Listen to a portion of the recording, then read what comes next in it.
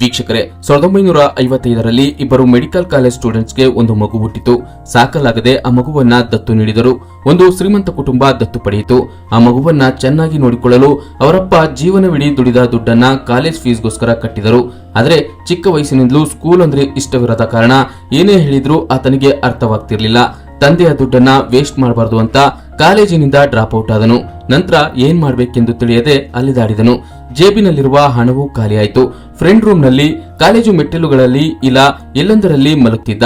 ಬಾಕಿ ಟೈಮ್ ನಲ್ಲಿ soda bottle collect ಮಾಡಿ ಮಾರಿ ಬಂದ ದುಡ್ಡಲ್ಲಿ ಊಟ ಮಾಡ್ತಿದ್ದ. ಕೊನೆಗೆ ಏನೂ ಮಾಡಲಾಗದೆ ಊರಿಗೆ ಮರಳಿದ. ಯಾವುದೇ ಕೆಲಸಕ್ಕೆ ಹೋದ್ರೂ ಏನು ಗೊತ್ತಿಲ್ಲ ಎಂದು ಹೇಳಿ ಅರ್ಧಕ್ಕೆ ಕಳಿಸಿಬಿಡ್ತಿದ್ರು. ಕೊನೆಗೆ ಯಾವುದೇ ದಾರಿ ಕಾಣದೆ ಫ್ರೆಂಡ್ಸ್ ಜೊತೆ ಸೇರಿ ಒಂದು ಕಾರ್ ಗ್ಯಾರೇಜ್ ಕಂಪನಿ ಶುರು ಮಾಡಿದ. ಯಾವ ಮಟ್ಟಿಗೆ ಸಕ್ಸಸ್ ಆದ್ರು ಅಂದ್ರೆ ಊಹೆ ಕೂಡ ಮಾಡಕ್ಕಾಗಲ್ಲ.